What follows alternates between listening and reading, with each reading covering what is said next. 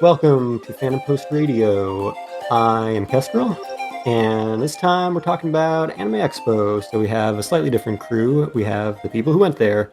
So we have Darius, Hello, how are you doing? and we have Skyler. Hey everyone. So yeah, Anime Expo is a big event, perhaps too big, almost certainly too big. So we'll have plenty to talk about from the 4 very packed days of that.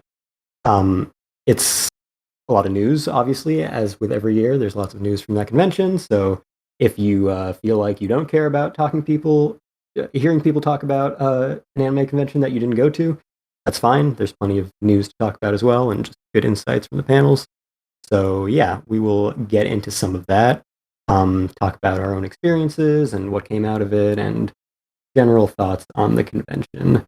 So yeah, I'll start us off with some news. Some of this was actually before the convention, but this first piece of news tied in pretty deeply to it, because they clearly announced this right before the convention so that they could promote it heavily there, which they did do that. And that was Toho Animation's announcement of a new Spice and Wolf reboot anime. It's coming next year. It's going to be by the studio Passione. They've got a trailer out for it that they were going heavily throughout the convention. The music is going to be done by Kevin Penkin, who's, of course, famous for Made in Abyss and several other recent anime series with very good music. He seems to be paying homage to the original soundtrack quite a bit. And they are bringing back the original lead Seiyu. So that's definitely welcome because everyone loves them as Polo and Lawrence. Did they confirm that it was going to be a full reboot? Yeah, they did. I hadn't heard that part. I'm curious if it'll go beyond where the original anime covered. Right, that's certainly the hope. Like, I'm sure they don't have that guaranteed yet, but I hope it does well enough for that because the material is very good, and the light novels are technically still running, but essentially those first 17 volumes are all you really need to cover. So yeah, if they can do well enough they can get those first 17 volumes in however many seasons it takes, that would be ideal because yeah, the content is very good. I don't think it looks great for a brand new 2024 reboot. The studio hasn't impressed me all that much in the past either, so I'm not too surprised. It's kind of a bummer because Spice Wolf anime has never looked great, and it deserves to. So yeah, too bad to see, but hopefully it improves as it goes along. Yeah, Passione's his work seems very standard from what I recall. Yeah, exactly. Well, nothing especially impressive, but nothing go-handsy. Yeah. Yeah, so serviceable adaptation of the source material, which was basically what we had gotten before. It would be nice to have more than that, but again, hopefully it's just successful enough that we get enough of it to really justify the reboot, because if it's just the same stuff over and over again, the original was already in the digital era. It's not going to look or feel that much different, so it doesn't really justify its existence if they can't cover more material. I'm just surprised that they're doing a continuation after all these years. The original anime is well over a decade old now. Well, I mean, I think that's funny. I kind of have the reverse side of this in the last piece of news I had on this doc. But yeah, it's like right at that spot where you could either continue or reboot. And yeah, I could have seen it go either way at this point. They did like a VR anime thing a few years ago. I didn't really hear anything about that, but it existed, whatever it was. And yeah, I could have easily seen them pick up where they left off, but I guess it has been enough of a gap that it makes sense to just start over at this point. Yeah, so here's hoping it gets more than one core. Yeah, definitely.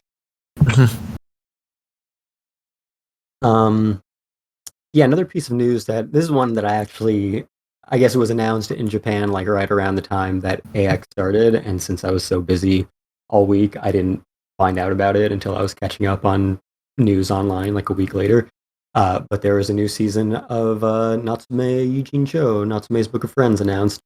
So this is one of those ones that has been around for almost as long as Spice and Wolf. And every few years we get another couple seasons added on. So we're going on season 7 now for this new one. I think that's about all we know about it. In addition to the 6 seasons, it had a movie that was released by Aniplex. Yeah, Aniplex of America did that over here on Blu-ray. All the seasons have been streamed on Crunchyroll, and the first 4 were released by NIS America when they were doing anime. So 5 and 6 still haven't had any physical releases over here. So hopefully that changes and they can all be consistently released in the same region.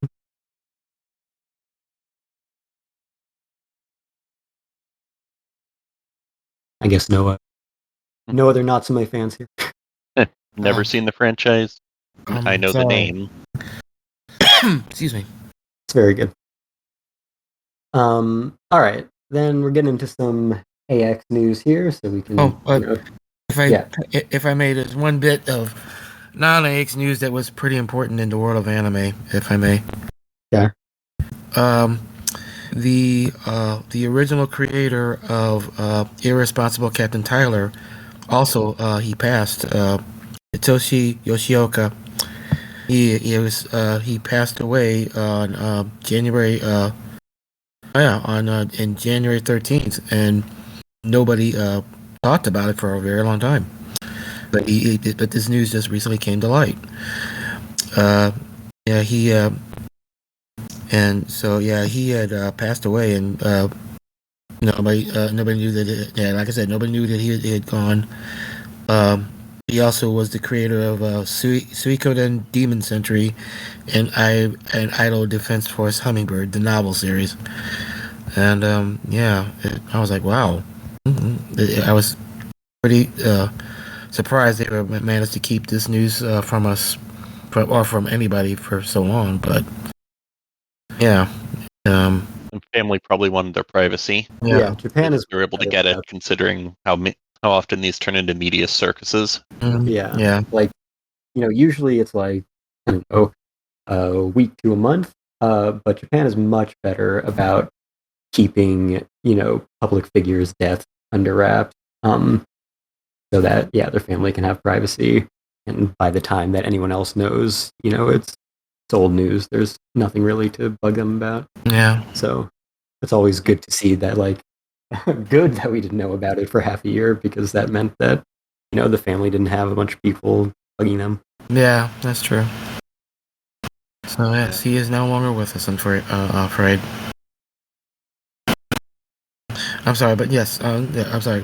Please continue with the AX segments here. So again, we can kind of jump in and talk about our experiences and other things about the convention as we go. But the first kind of notable piece of news that I thought we could cover was from the Trigger panel, which was fairly early on the first day, which maybe was my problem, because that was like the one thing I really wanted to go to on the first day, and I was kind of, I don't know, more optimistic that I would get into it than I should have been. I guess I needed to relearn every year how impossible it is to get into anything at this convention. Because for those who don't know, it's 115,000 attendees. That's the official count. Well, all right, that's a good point. We don't really know what they cap it at. The last reported number was 115,000 in 2019, and since then they have capped attendance. Okay. I don't think anyone has, made the claim that it feels any smaller than it did in 2019 Didn't seem like since it. then. Right. Yeah. Once you get to hundreds of thousands of people, kind of hard to gauge, within a margin of error of, 1 to 10%. What I heard was they've had to cap it because of fire codes, so Yeah. I can't imagine it's gone any higher than that. Yeah, certainly. Yeah, Like, healthy. once you cap it, it's not going to be higher than the last number you got to. That A couple of times, as I understand it, the fire marshal wouldn't let people in. right. A couple of times, like, oh, you got 20 people here already. You're like, but we have. Yeah, is that when you were trying to get in, Skyler? It was. Yeah. So I guess we could talk about that now. Sure. Yeah. They had two main entrances for their general attendees. Mm-hmm. I was standing at one of them for at least half an hour. They weren't letting anyone in. And the con staff said that they had capped it. They had capped it, and we had to wait until people left because the convention centers had capacity. Wow. But then I followed a rumor and checked out the other entrance. Took me just a few minutes to walk over there. People were walking right in with no line. Wow. Yep, I heard that story a lot. No indication of the convention center being at capacity. No, nothing. Yeah, that's kind of the AX paradigm, especially at this point. Like, way too big, can't really manage itself, can't really accommodate everyone. You just kind of have to, follow rumors you hear and shortcuts and, find your own little cheat codes that you can exploit to get around and get to what you need to. Eat the fifth. So, yeah.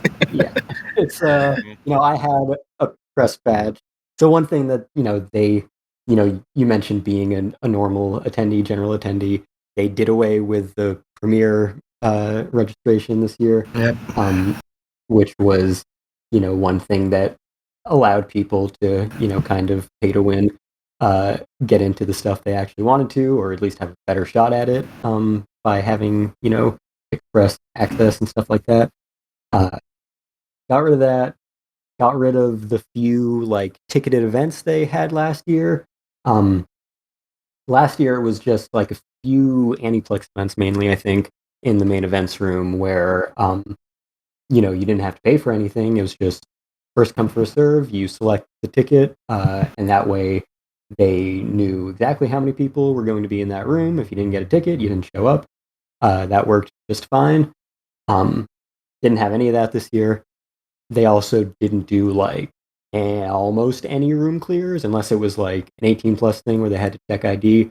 Almost zero room clears, especially in the main events room, which is the hardest one to get into. So, we already learned this last year and probably years prior, but basically, if you want to be in something in main events, you kind of got to camp in that room all day because other people are going to be doing that. They're not going to be leaving. So it's a bad system because not only do you have to miss out on things that you want to go to, everyone or the people who actually want to be at an event can't necessarily get into it because other people are taking up the spots to camp for the next event. If you trained at San Diego Comic-Con, especially Hall H, you've trained for this. The one problem with clearing rooms like that is if they did do it, then people wouldn't be able to go to consecutive events functionally because you have to line up at least an hour in advance. Exactly. So there's no real win-win in that situation, which I think that's why I think like the ticketed system is the only way to really make that work with, that room holds like, I don't know if they said 5,000 people. It's a lot of people. That's about right.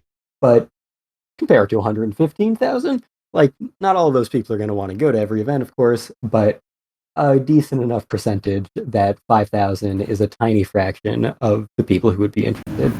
So if you can be like, yeah, you need a ticket to get in, you don't have to pay for it, you just have to do first come, first serve. Or, the other option, like, this is a problem. This convention's too big. The real solution is they need to cap attendance way earlier, like 50,000 people earlier.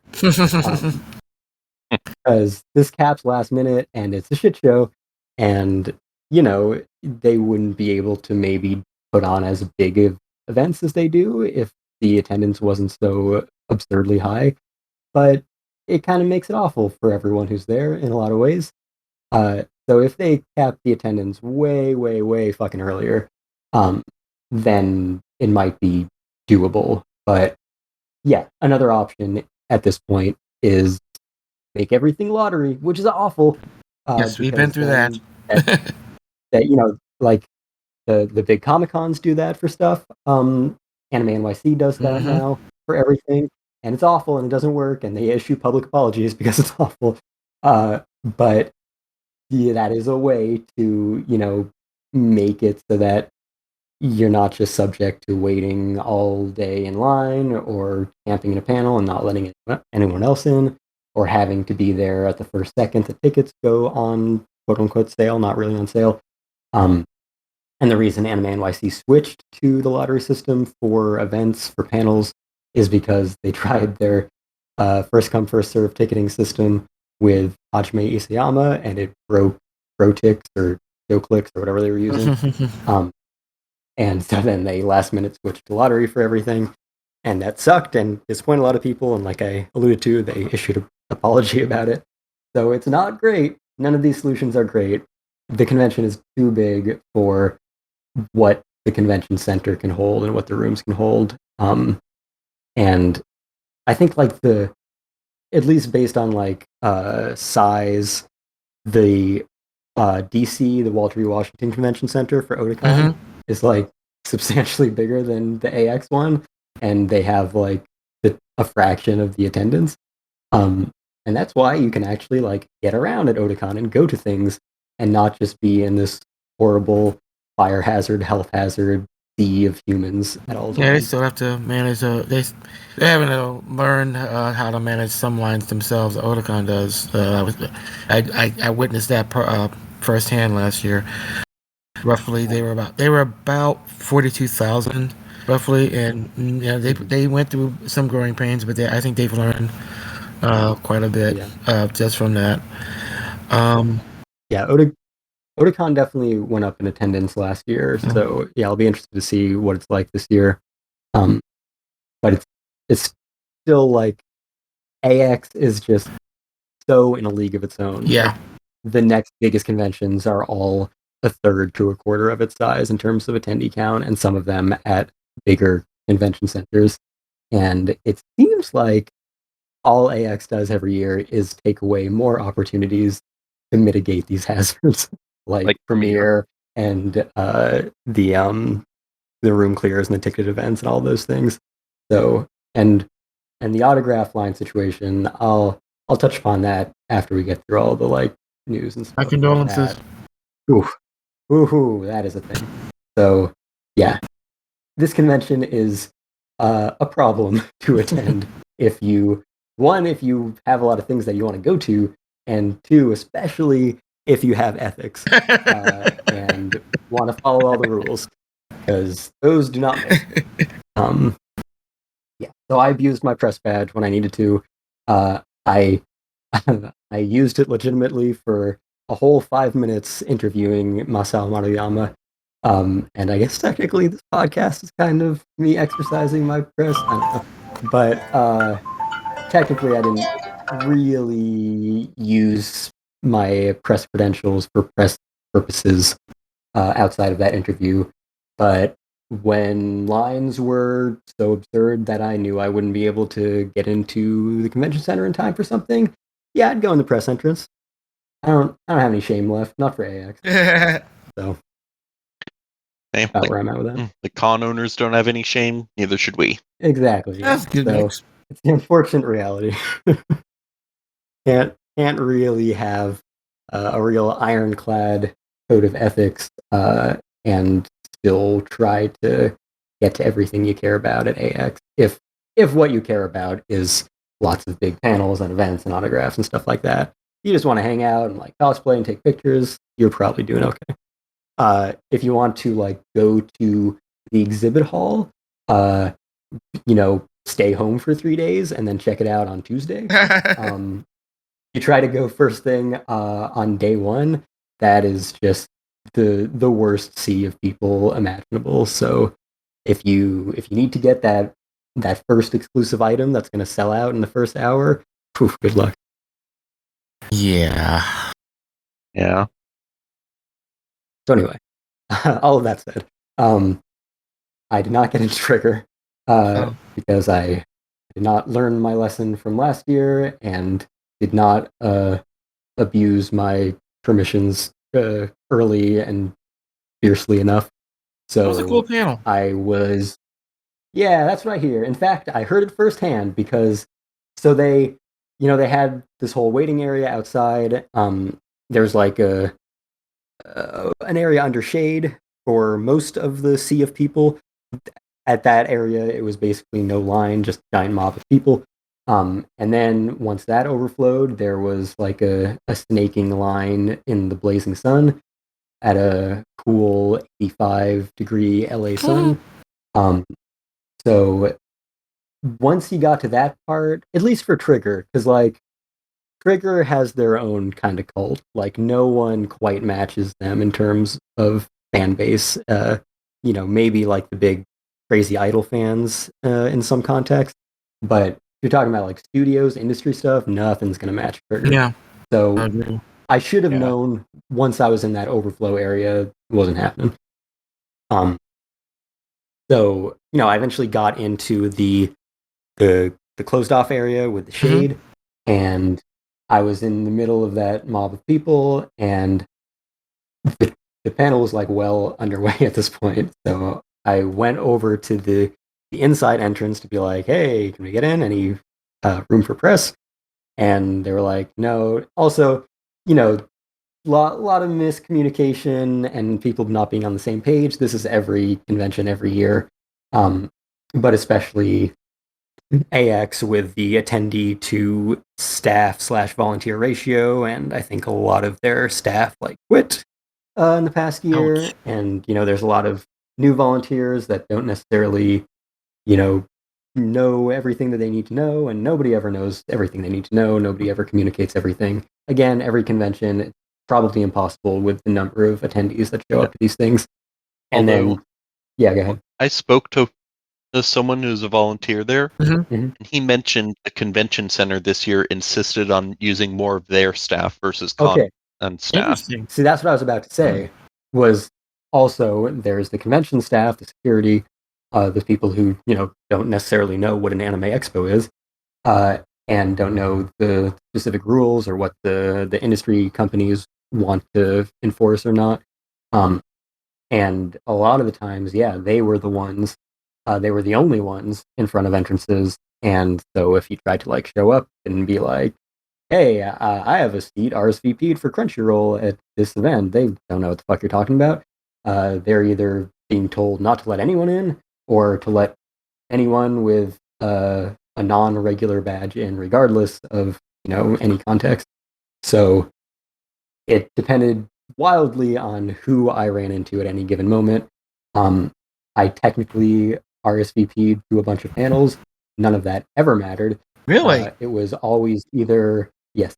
It was always either no, nobody gets let in, or your press, sure, whatever, come in. So again, convention center staff didn't necessarily know the nuances of what the individual companies had planned for their individual panels and who was allowed in or who had reserved seats or whatever.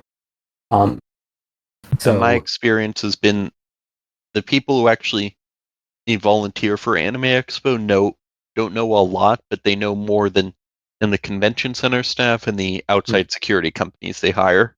Exactly. Yeah. So this one for Trigger, I went up and it was just security people left there. There's no one who had any ties to Anime Expo or Trigger or any of that. So I was like, "Hey, can I get be a press?" And they were like, "No, the room is completely capped." And I was like, "Oh, that's interesting because there is 1,000 people waiting out there, and we have not been told a single thing about being capped."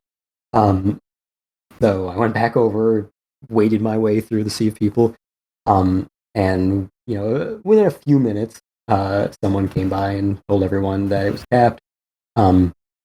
I wanted to go to the next event anyway. And, I tried to keep some little flicker of hope alive for getting into this one.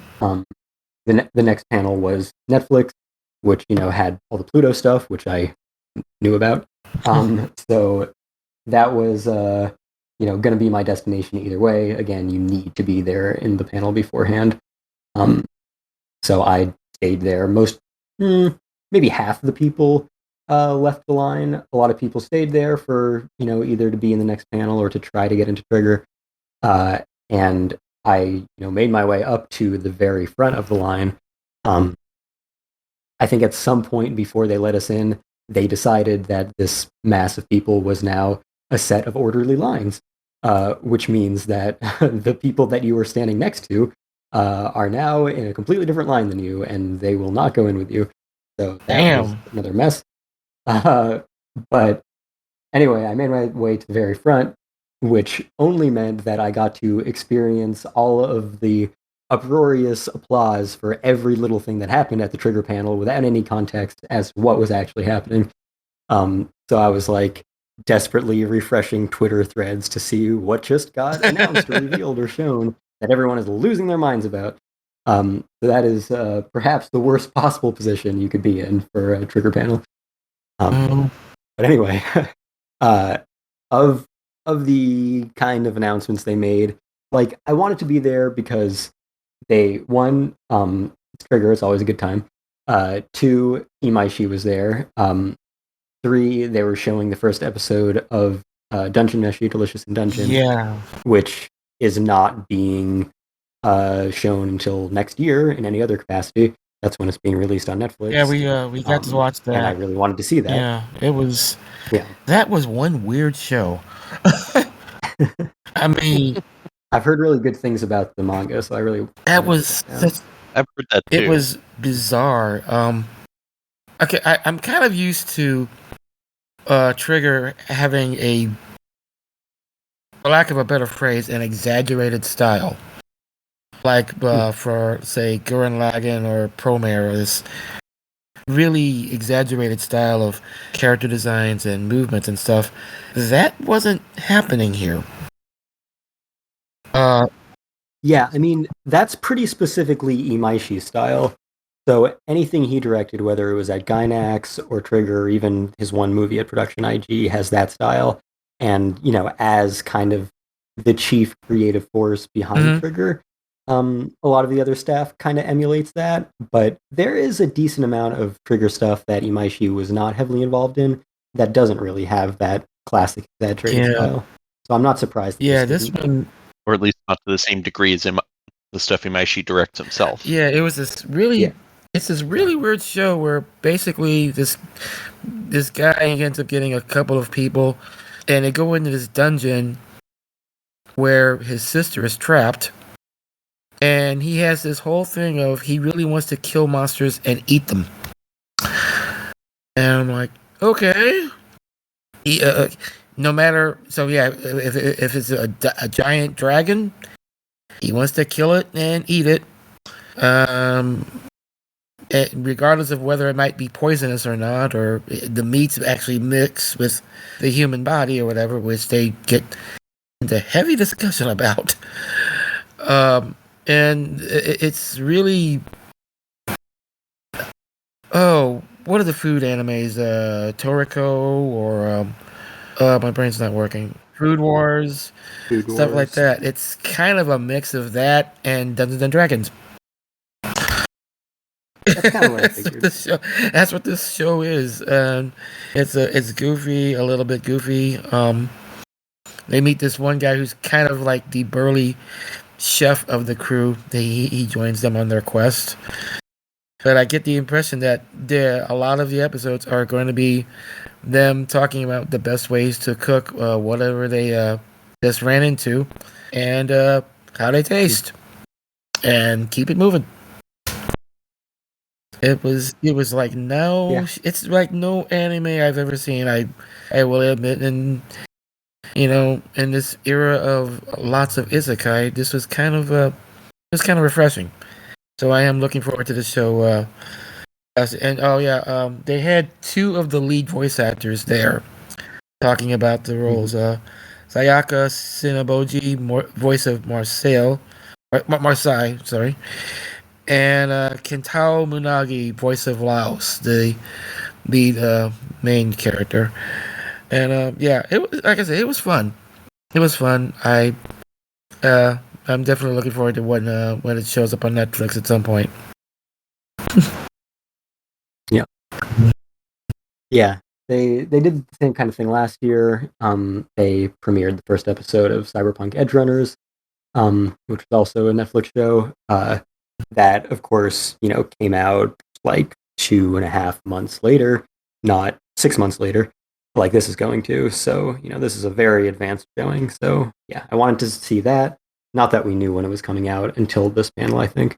But I wanted to check it out anyway. It would have been fun to be there for the whole world premiere.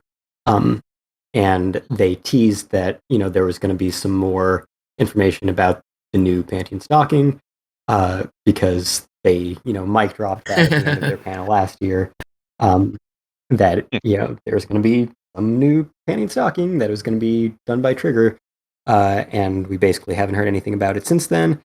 And still not a ton about it. They didn't really say much about Panty stocking. Let's see, Shigeto Koyama is the director. The rights were initially at Studio Gainax, and then they got transitioned to Trigger. That's why it's taken so long to come back to it. By the way, you may see pictures of something that says "New Panty and Stocking." That is not the official title. That is just a working title that they have. Let's see what else here. Well, I wasn't at the Trigger panel, but they also discussed this at the A1 Pictures Aniplex panel. They're re-releasing the Gurren Lagann movies. Yeah. So that was we talked about that. The news that I was eventually getting to. I'm sorry. Well,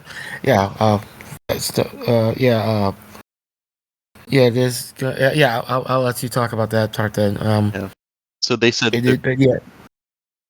So they said the movies are going to be in 4D. Yes, it's a 15th anniversary tour. I'm sorry, Kestrel or Skyler. If you wanted to discuss that part, I'll defer to you. Yeah. So basically, they had teased this about the panel as well. With Imaishi there, they're regaining all the old Gainax stuff that this team did before they formed Trigger, that a lot of people kind of consider Trigger, even though technically the studio didn't exist yet. So, namely, those are Gurren Lagann and Panty and Stocking. And, we got the thing about Panty and Stocking last year. It would have been fucking wild if there was like a new Gurren Lagann anime at this point. I'm totally cool with that being complete, and they don't need to do that again. Yeah. And this gives people a chance to see the movies, in case they missed them before. I don't think they've ever been available for streaming. And even none that I know of. They've been strictly hard media at this point. Even though they're mostly recap, there's enough original stuff in them, and that it's actually fun to watch. Particularly the second one. Right. When you got guys throwing galaxies at each other, okay, I got to see this on a big screen, man. This is too damn good. Oh yeah. Yeah. I mean, they did say, they did say one thing about the distribute. I couldn't entirely catch exactly which will go where, but the movie will tour North America, Japan, and Taiwan, and there were different iterations of 4D that they're going to disperse them with. And the thing is though, it's like, okay, these are two movies. These are both two full-length feature films. So like, are they gonna have like two night dates or? Yeah, they'll probably have them on different nights. They might do some double features. Let's see. And Sushio is the animation director, and Sushio has this brand new key visual, and it's the first one he's ever done for Gurren Lagann for Trigger. That was one thing that they really harped on. Yeah. So I mean, this was all kind of, you know, nothing really substantial. Objectively, like they're making a big deal about the fact that they get to draw a new picture and say that it's currently on a trigger, which whatever, it doesn't mean anything.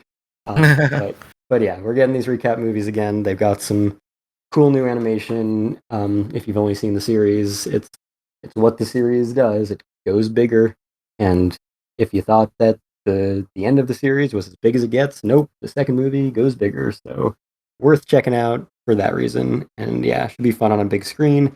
I know that specifically said like Taiwan would get just regular 2D showings. Hopefully the US doesn't only get 4D. I mean, I guess that's fun, but 4D basically just means they try to turn the movie into an amusement park ride, which I guess is fun for a Trigger movie, but I kind of want to go to a movie and not an amusement park ride. So I wouldn't mind if they just had a regular showing that I could see on a nice big screen. Yeah, I'm not entirely sold on 4D. Yeah. You might also limit the number of theaters it can be in. Yeah. Because not every theater is going to have that capability. Yeah. I don't know. I saw Top Gun Maverick on one, and actually that was a lot of fun. So I guess it matters. I mean, I guess it depends on the film itself, whether it's really appropriate for it or not. I want to feel like I'm battling through space and hurling galaxies at each other. If it doesn't feel like that, it's not worth it.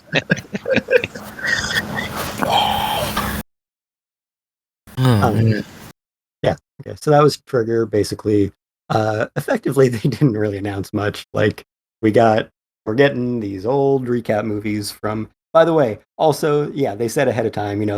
Big 15th year anniversary for Gurren Lagann. It's 16 years old anyway. So like, yeah, there's a lot of flaws on this premise. But congrats, kids, you're old. Getting these old. I don't know what year the movies came out. Late 2000s, early 2010s recap movies in theaters with some gimmicks thrown in. So have fun.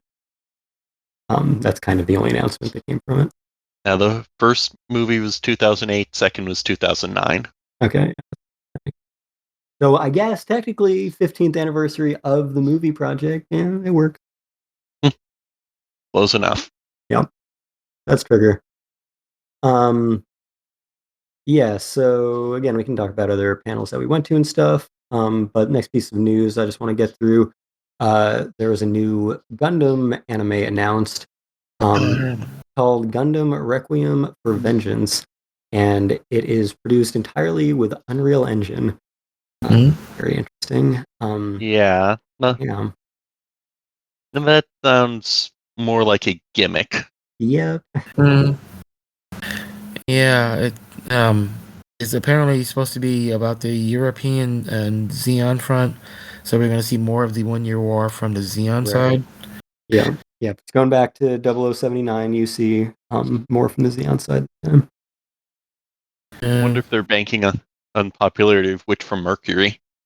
Really draw the hype to this. But I mean, why would you go back to UC if that's the goal? That's like Gundam has been like steadily churning out new UC material constantly, at least, especially since Unicorn, which that's 13 years now. So like basically all of the movies and OVAs and ONAs have been just exploring more sides of the Universal Century, and then all the new TV series have been new universes. So they are pretty distinct in pretty much every way, like promotion, style, just originality. For some reason, I guess they think the old fans want these short form kind of revisits to the past, and then they want to capture new fans with new TV series and new stories. Yeah, I still I keep thinking about how oh god, the one about Char, the series about Char, like was supposed to be Origin? I'm sorry, The Origin. Yeah, Gundam Origin. Yeah, though it was they. I got the impression they were trying to have enough success with that to basically redo I Double know. 79 for new audience, and instead we're having to do this piece by piece, and and we get like stuff like last year we had Kukuru's Doan's Island, um, Yep. and a redo of a bad episode. Yeah, I know. The most fucking hilarious like monkey's paw you can get. Like you want uh a re-adaptation, a remake of the original series, will only remake the one episode that Tomino took out of the series because it was so bad. It's the only thing we'll remake. It's amazing. And Yeah, I mean, my ideal has always been a complete adaptation of the actual origin manga, which does Mhm. cover all of the original story, but instead they only adapted the new flashbacks that were put into the Yeah, story. and folks, if you've never read Gundam Origin, it's a hell of a manga. Yeah, Yeah, that the is by art far level, the best form of Gundam. That yeah, manga. it's wonderful. Um, but yeah, true wishful thinking on that one. I would have loved to have that more. I mean, Um, it's like the most obvious thing, right? It's like the biggest franchise, and it's all from a series from the 70s and 80s that's like so inaccessible to new fans. So it's the most obvious thing to just remake that story. And at this point, the only thing I can think is like, we're 6 years away. They're just gonna wait for the 50th anniversary and then do a full reboot. it just hit me. I don't think there's been actual hard media announcements for that for Doan's Island. Come to think of it, I figured that would be announced here at their panels. Yeah, I'm sure we'll get it. Yeah. Yeah. But yeah, revamping an old show. Look at Space Battleship Yamato 2199. It's like, Right, exactly. yeah, they improved it, and it is some of the most kick-ass science fiction you'll ever see. Um, and so yeah, like so I guess take a cue from that, and yeah, if they were to do it, if they were to redo 0079, they'd print money. I think. I really think they would. Yeah. So yeah, it's a very strange strategy. Is give us everything that you can possibly think of in the Universal Century, except the core of the story that new fans don't want to go back to the 70s to experience. Whatever. 50th anniversary. Fingers. Mhm. All right. Another thing that I did get into. So this was still day one, I It think. I don't was. know. It all blends together. Yeah. So this was all within the same. My ass touched that chair as soon as Trigger let out, and it did not leave. Um, so I was in main events from the Netflix panel through the whatever the fuck was after that. Spy Family, was that day? Yeah, I think so. Spy Family Um, panel. yeah, so they had the Seiyu for Lloyd. Takuya Eguchi was there. Mhm. Um, and yeah, it was fun. You know, it wasn't all that substantial. They didn't have like creative stuff, but it was a fun time. The Netflix panel, you know, I guess I'll touch upon since I mentioned it. Um, you know, the big draw, especially for me, was the Pluto stuff, as I talked about. That is the one thing that I participated in a real press capacity, was a very brief interview with the legend Masao Maruyama, founder of Madhouse, Mappa, and the new studio M2 that is producing Pluto. Um, and you know, he's been in the business for 60 years, worked with Tezuka back right when Mushi Production was like making Astro Boy back at the dawn of TV anime, uh, and has been running these huge studios for the past 50 plus years, bringing in all these great talents that may not have gotten their break without him. Little names like Satoshi Kon, Masaki Yuasa, Mamoru Hosoda, those kinds of guys. And you know, of course, Madhouse is still a powerhouse. Mappa is still a powerhouse. And so I got to talk to him about Pluto specifically and about his, as he calls it, his illness for creating new studios. Every time there's a new project that his current studio can't handle.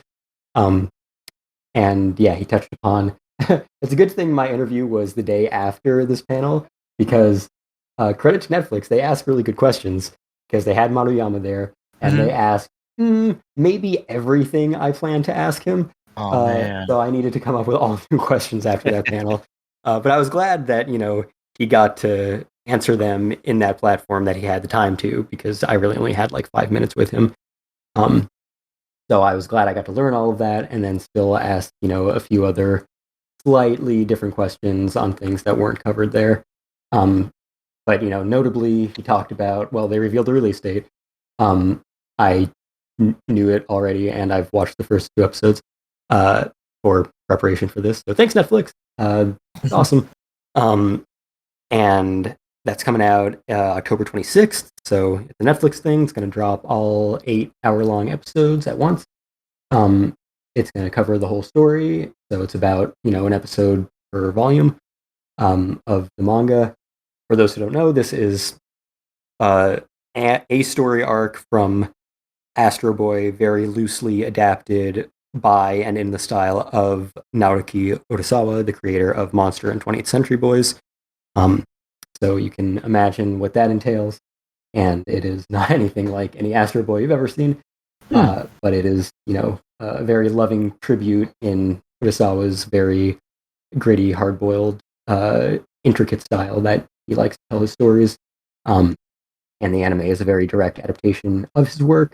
And, as I was going to ask Maruyama, and as he acknowledged in the panel, he considers it the culmination of his 60-year career because he started off in the industry working directly with Tezuka while Astro Boy was like contemporary. And he is also the producer of every anime adaptation of Urasawa's manga, from Yawara to Master Keaton to Monster, all at Madhouse. So, he was the guy to do this. And he left, he's still chairman at MAPPA, but he left like running MAPPA day to day to form this new studio, M2, specifically for Pluto to make sure that it had, unlimited time and resources and didn't conflict with MAPPA's extremely busy schedule. And they actually started working on it at MAPPA. They made a pilot film that he talked to me about before founding Studio M2, before realizing that they needed a new studio. And so it's actually been in production for 10 years. So 10 years for 8 hours of television. So you can imagine how much they put into that. Yeah, that's going to be some good quality right there. Yeah. So good shit there. Was really happy to see all that and hear about it. And talk to him, obviously. And yes, can we read your interview, Kestrel? Can we read it somewhere? Yeah, it is on fandompost.com. Yay! So yeah, that was kind of the main highlight for me for the Netflix panel. They put on a pretty good panel, I would say.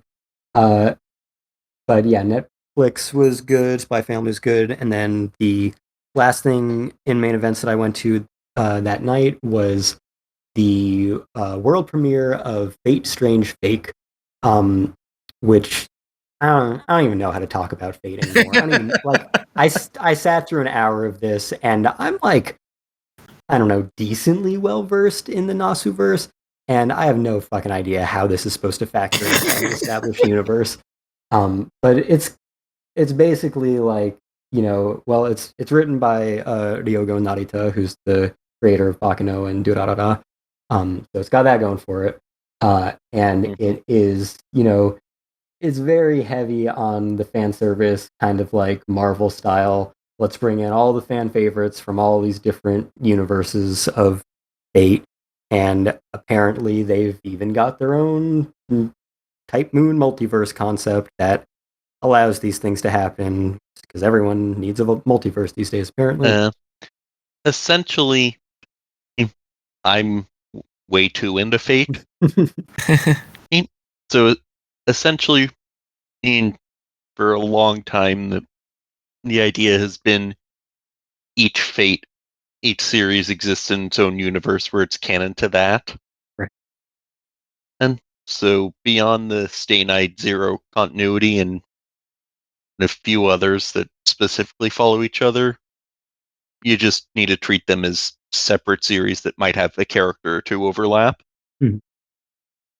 In this one, then add Gilgamesh, and a short appearance from Waver, who everyone loves. Yeah.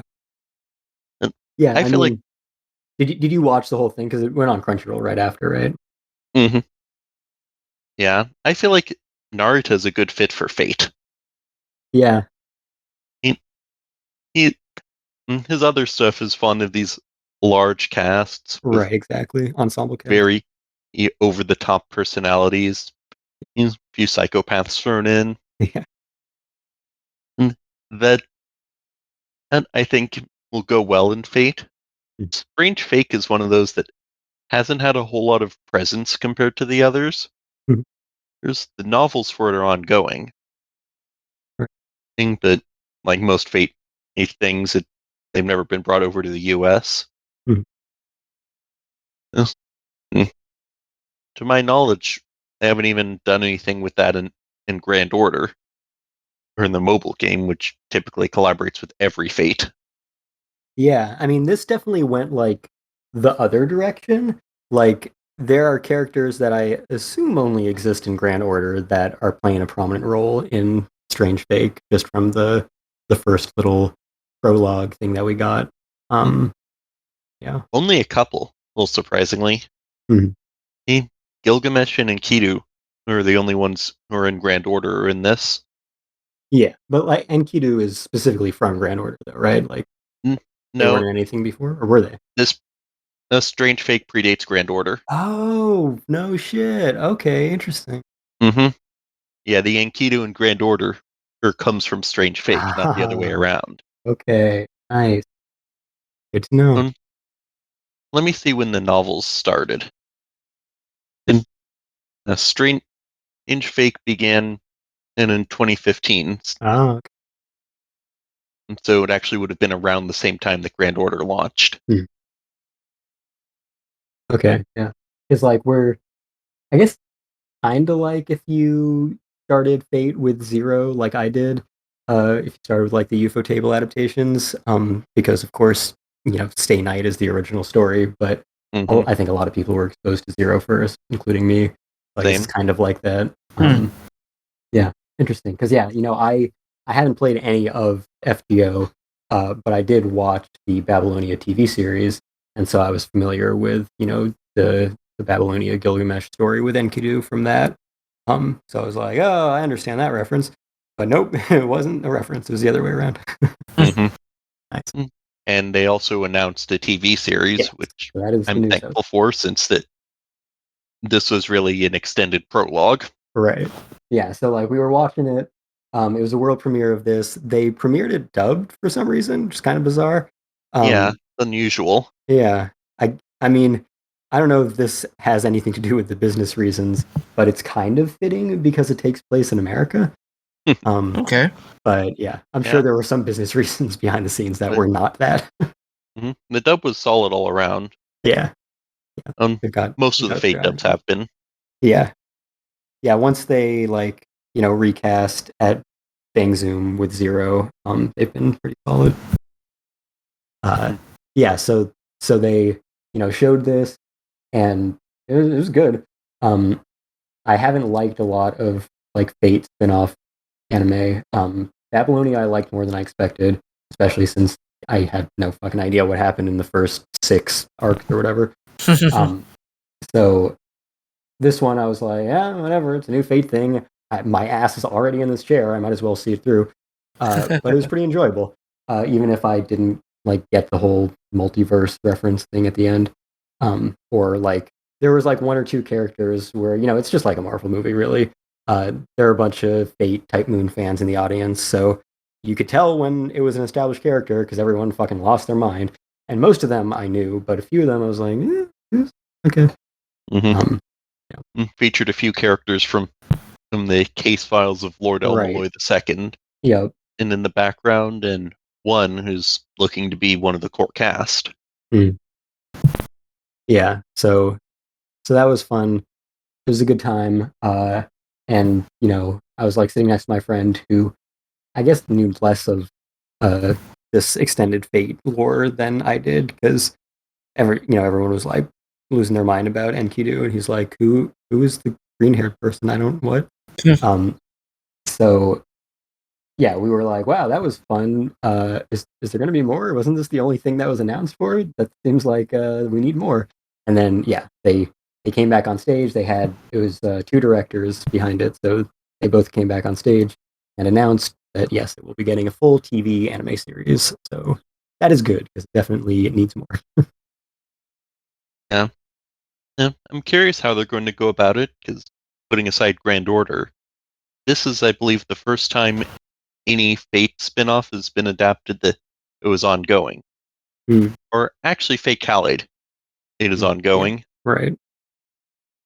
So curious if this will be one core, or if they'll just keep doing more seasons as the novels progress.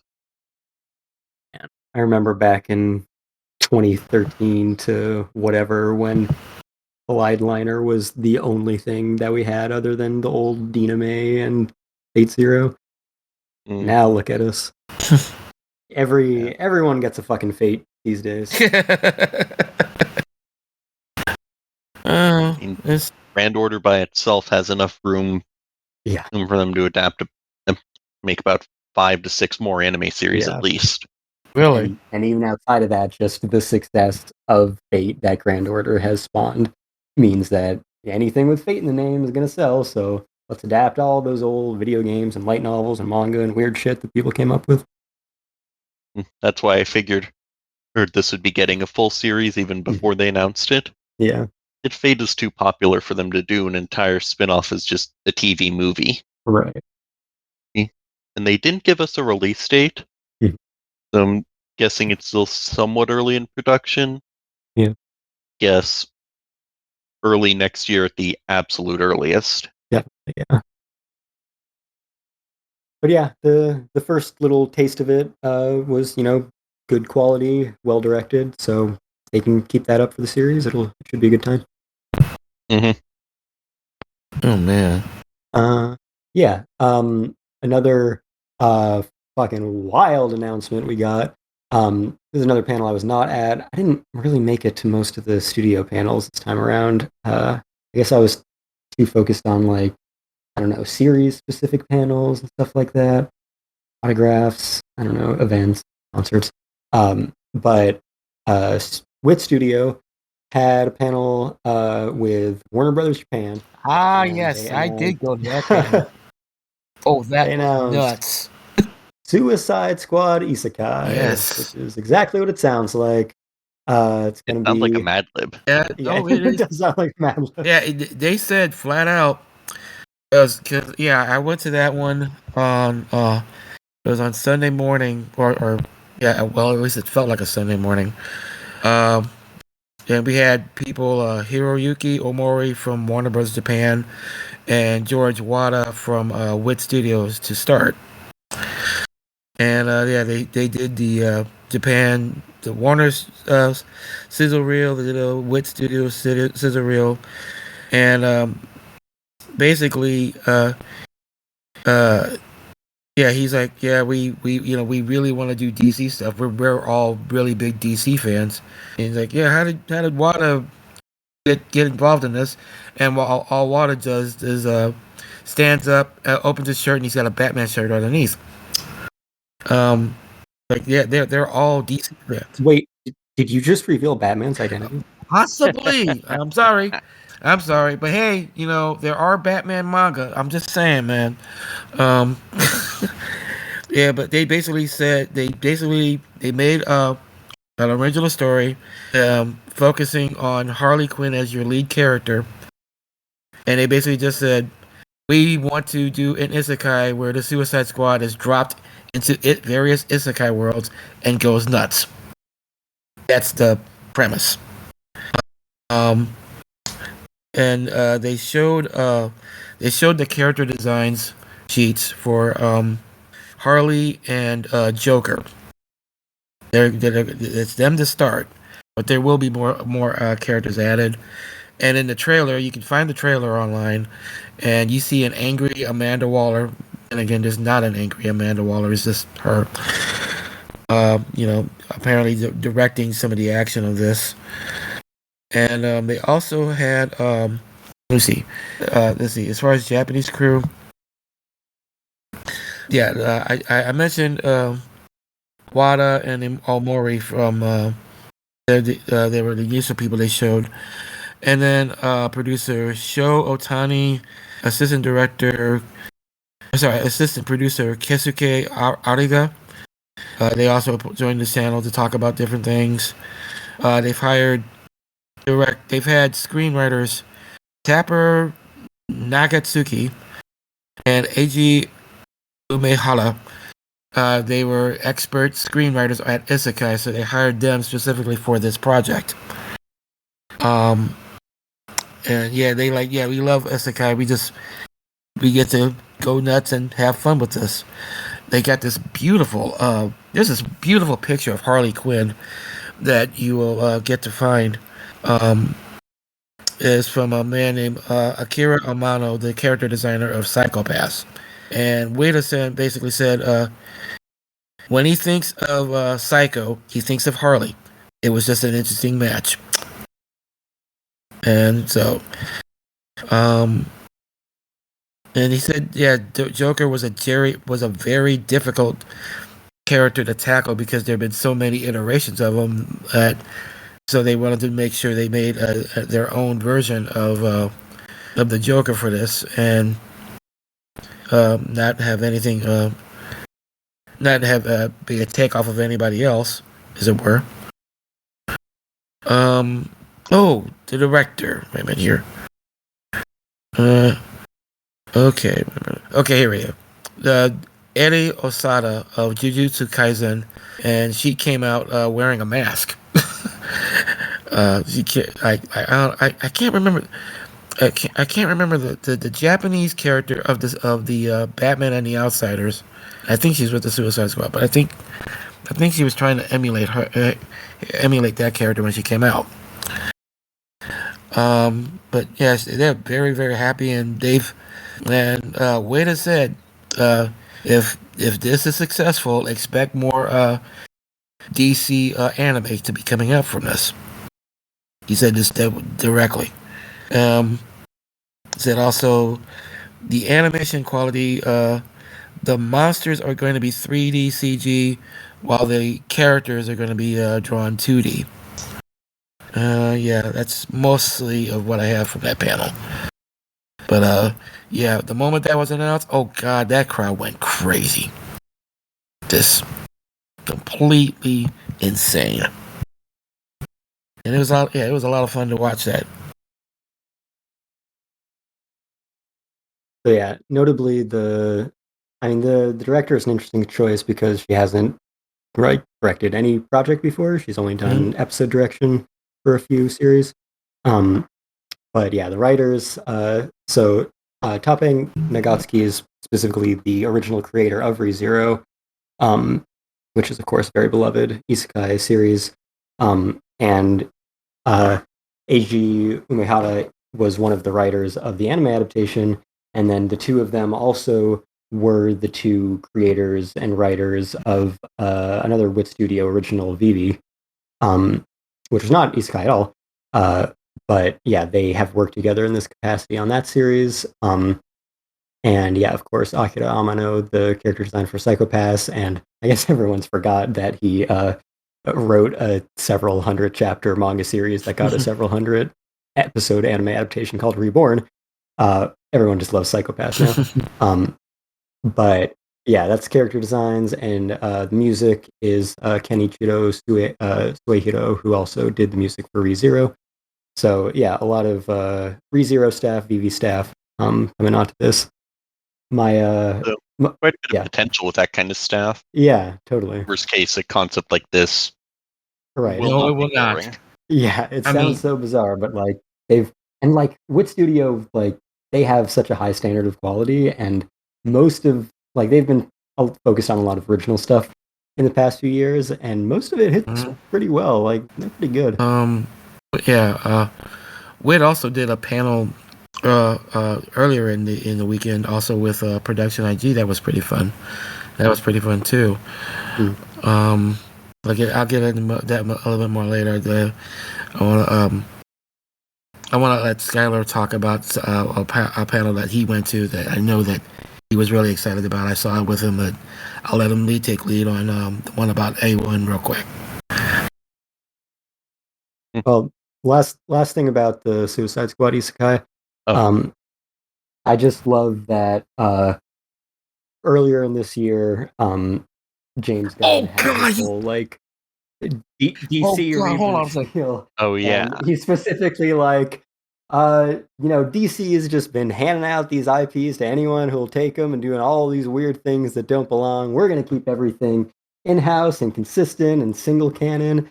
And then with studios like, yo, we're going to make a Suicide Squad isekai. Okay, dude, I forgot to mention this part. He literally was talking to James Gunn. What was it the part here? Okay, Omori said there were discussions on various characters on which characters they're going to plan to be used. Oh, and DC characters will use magic in this one. That's what they said. And Wada mentions James Gunn and how he can't talk to him. He tells the audience to call James Gunn and surprise him with how much they want to support this project. He says that. I was like, okay. Hilarious. But yeah, DC is still going to be fucking spread all over the place with wild shit all over. So look forward to that. Yeah, so I think A1 was probably earlier than the last thing I have to talk about, so you can touch on that.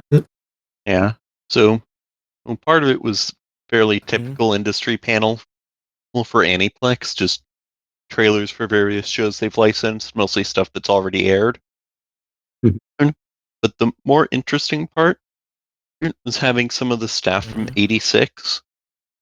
I don't remember their names off the top of my head, unfortunately. Yuichiro Kikuchi, Tetsuya Kawakami, and I could not catch the name of the third person. They didn't show a graphic for him. They refer to him as Ishio-san. You know that. Yeah, I believe there was a director and chief animation director. And what they did was actually talk about the animation process.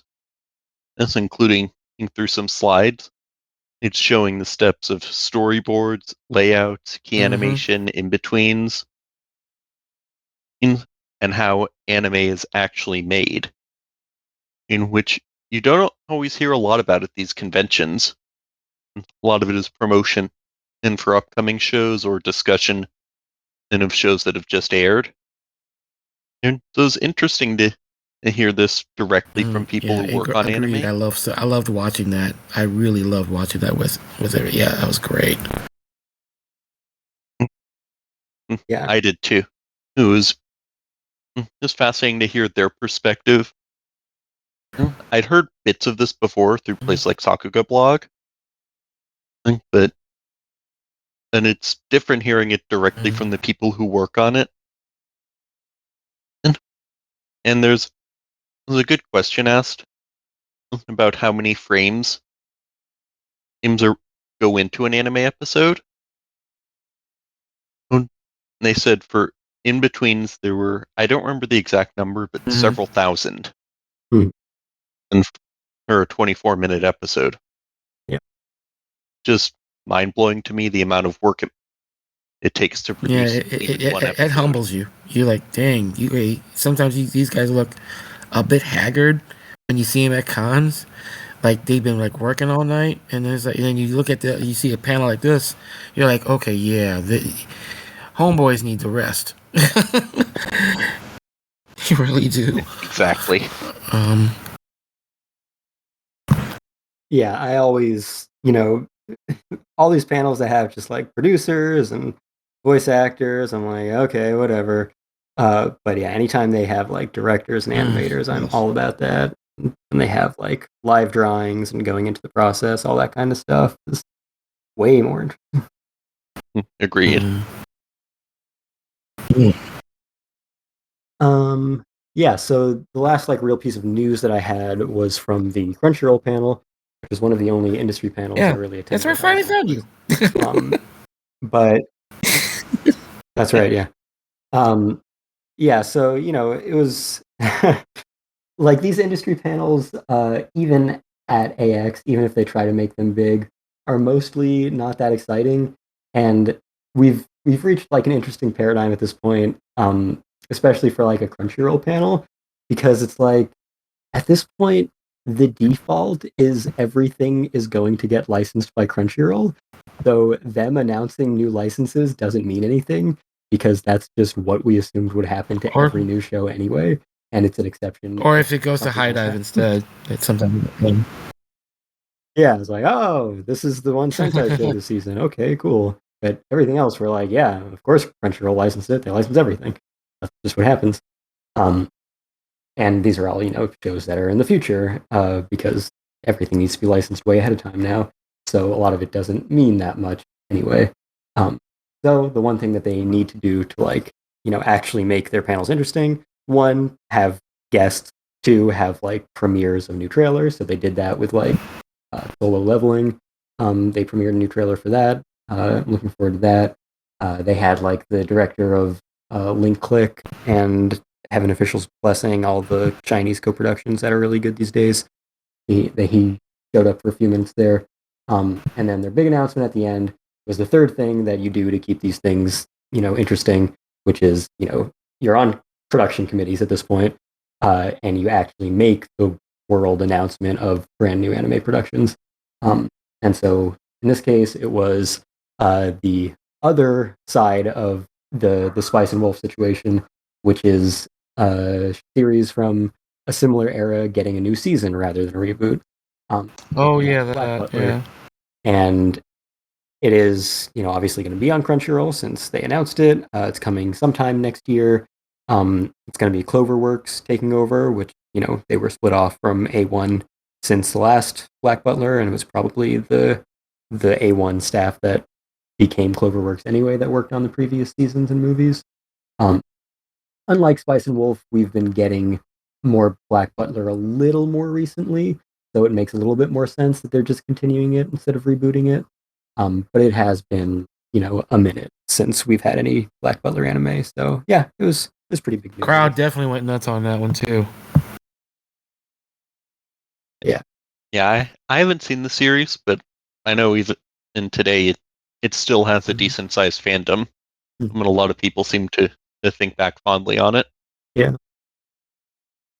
Yeah, it was definitely like one of the big fangirl Bishonen kind of shows. And yeah, I mean, it's a solid series. It's one of those weird situations where the first season has an anime original ending, and then the second season is completely anime original content, and then the third season does the thing where it's like, hey, ignore the second season and like everything after episode 15 of the first season. Just pretend that didn't happen. Just pick up after episode 15. It'll be cool. So yeah, a difficult one to like watch without having a strategy guide, but it's a pretty decent series when it follows the manga. Yeah. Yeah. So that's kind of my main news points. If there are any other like main highlights of the convention or overall thoughts that you guys want to dig into, we can start on that. Like I said, I have lots of thoughts on things like the autographs and other things that I attended or didn't. Have you recovered? So yeah, I'll let you guys go first. Sure, I don't know. Emotionally, I don't know. Physically, I'm okay.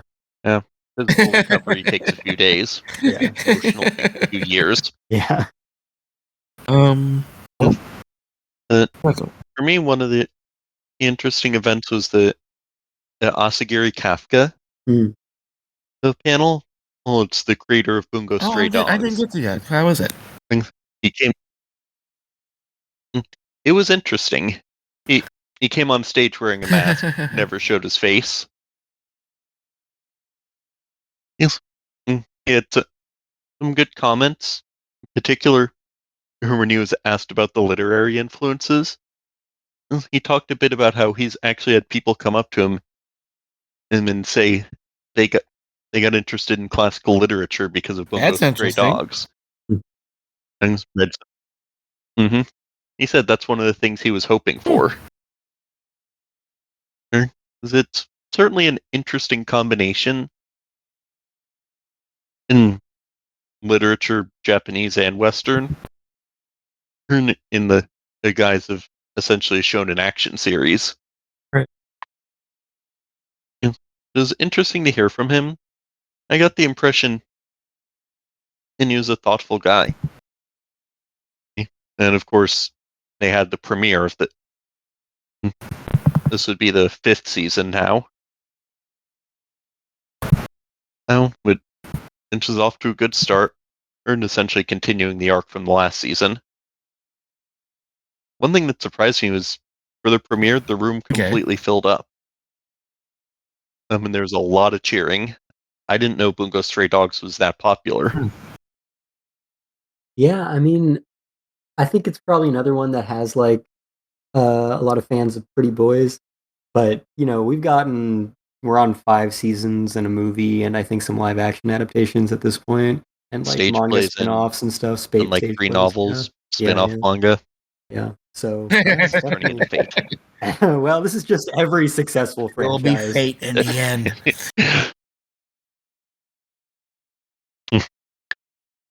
Yeah, but it's clearly got a good sized audience, and the rate they're going, I guess they're going to keep adapting as long as it keeps getting attention, which I'm very down for. It's been it surprised me how good it was after the first season, which wasn't bad, but it didn't wow me the way that the last several seasons have. Yeah. I'm just overall strong cast, fun, and shonen action mystery series.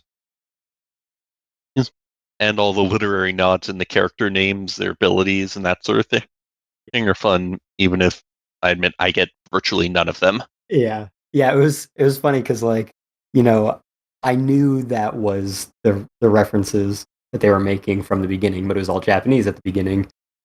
So I was like, la, la, la, I don't know what this means. And then we got into like the second season with all the Western authors, and just all of my like high school English assignments started coming back to me, and I was like, oh, okay, I see what they're doing. I get them. All right. Yeah, fighting and F. Scott Fitzgerald and his Great Gatsby. Yeah. Very simple. Yeah, it was a good time. Interesting that they did the author panel and the premiere screening as separate events. Mm.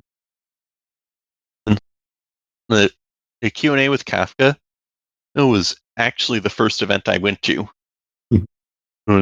morning on day one. And that one, along with several others, was actually in the hotel next to the convention center. It has a decent sized ballroom, I'd say 1,000 to 2,000 people. But for some of the other events, that wasn't enough. Yeah. Yeah. For someone with a press badge and the moral ambiguity to abuse it, I really didn't get into that much. Like, I didn't get into Trigger. I didn't get into the Bleach panel. I didn't get into the Rascal screening, which I was in line for like an hour and a half. So I actually didn't go to anything in the JW Marriott in any of its rooms. The most time I spent in there was waiting in line for that and not getting in. Yeah, I did get into the Bleach panel. Yeah. Well, only because I was parked in there from the previous panel. Right. That was one where like, yeah, I wanted to go to it, but I was doing something beforehand, an autograph, I think. And so, you know, I showed up there. I was like, press. And nope, absolutely no press benefit at this panel. They were not impressed. The Bleach panel was fun. Although even I'm not into it. I'm not into Bleach at all. Yeah. I'm just learning and watching watching the fans react to it and learning stuff. Yeah, they actually had uh the lead actor. Uh, Thank you. Yeah, And they Masakazu chant Morita. Mori. Remember that part now. Mm-hmm. Yeah, he Yes, really knows how to yes, he does. play to a crowd and He's get people very hyped up. interactive with the crowd, more so than a lot of the Japanese guests I normally Mhm. see. Yeah, it's funny. He was there and I went to his panel the first year I went to AX in 2014. Mm. And he was very much the same. This energetic. You could tell he was having fun. And like when they Oh, had that contest this year for who could yes, yell they had the Bankai the Bankai best. contest. Oh, and Biz Media, we should be nice. Biz Media hosted this, obviously. Couple guys named let's see, God's Will and Urian were the host on that one. And yeah, they like had different. All these different people had different interpretations of yelling this line, and I was like, "Hey, that might be pretty good." Some might whisper, some might carry a bit of dialogue. Others just go nuts.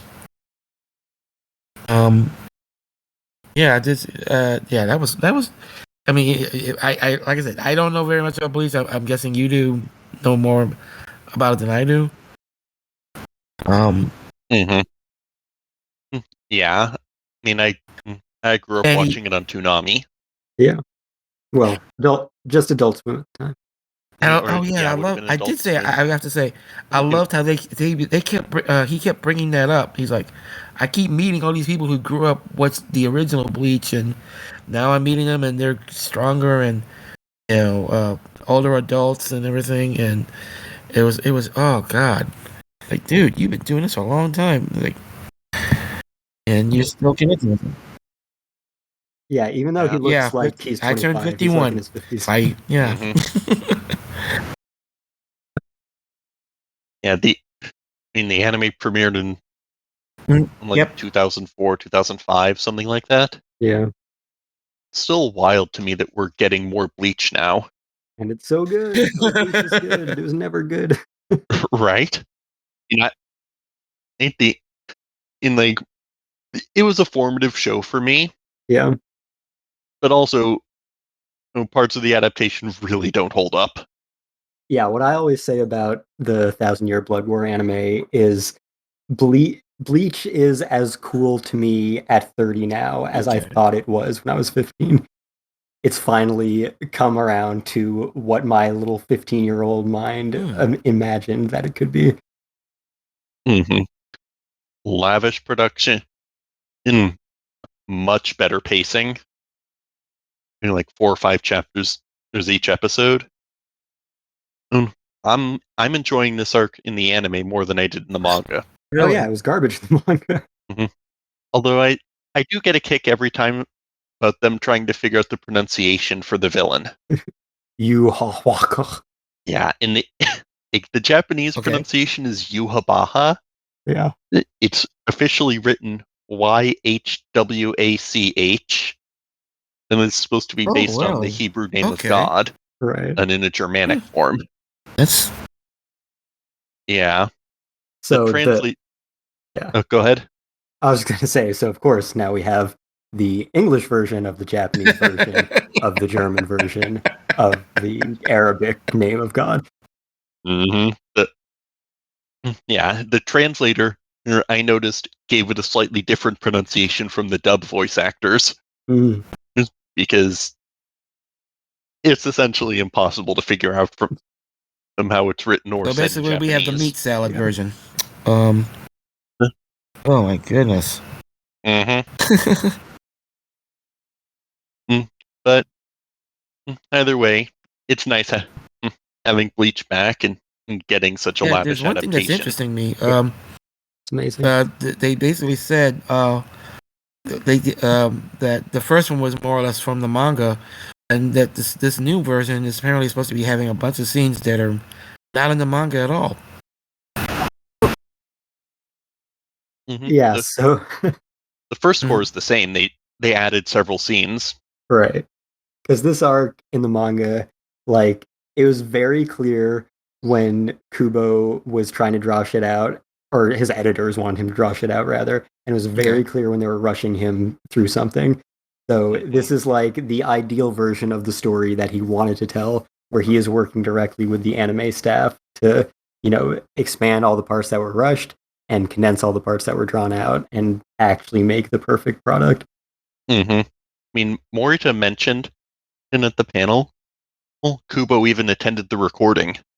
Nice. Wow. And gave some instruction yes, he did. for how they should sound in the scenes that weren't in the manga, because Awesome. they didn't have anything to work off for those. Yeah.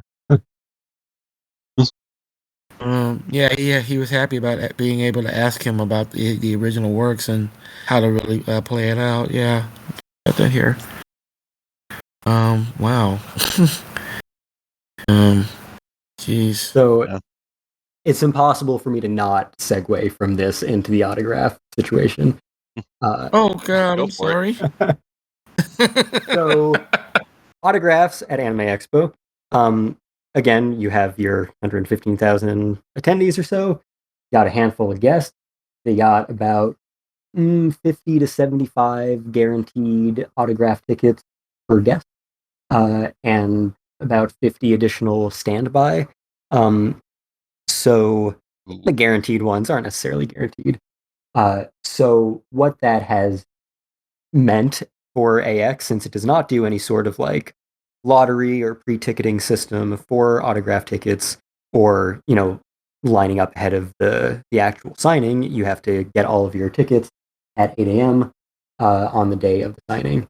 So what that has meant in previous years is, you start lining up at, I went in 2016, 3 or 4 a.m. was pretty safe. You could get what you needed at 3 or 4 a.m.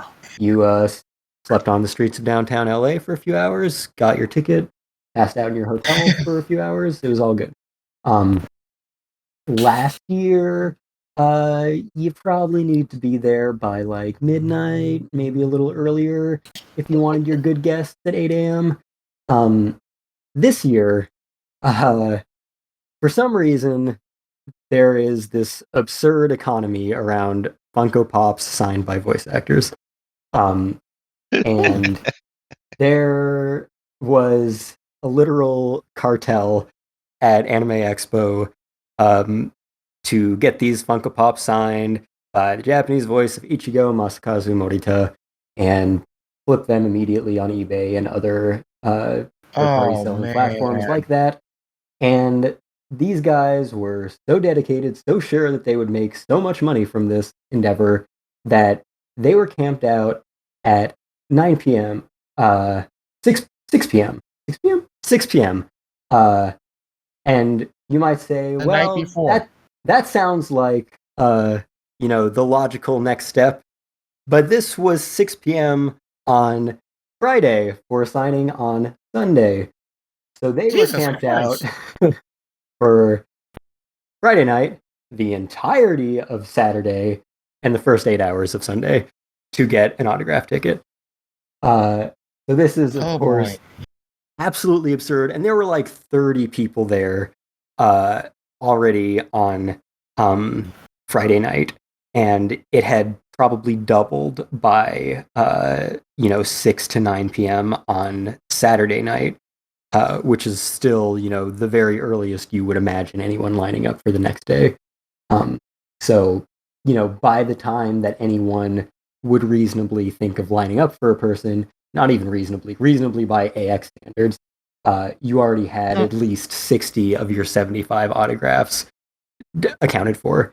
And, these weren't literally people sitting in the same spot for that entire time. They had this whole encampment set up with like chairs and stuff, and they would go in shifts. They had this whole system worked out, so there were always people there holding the spots, and for some reason they got away with it. And that was, basically the entire Morita autograph session for the first day, and then they got their tickets on Sunday morning, and they immediately went back into their encampment. Somehow they had people save their spots for the actual period of time where they were getting the Funko Pop signed, because that was during the day and Saturday, so they needed to be there physically, and then they were right back to it for Sunday to get another 60 signed, and so yeah, it was like impossible for any actual fan who actually wanted to own something signed by this guy to get an autograph. And How many resembled comic book guy from The Simpsons?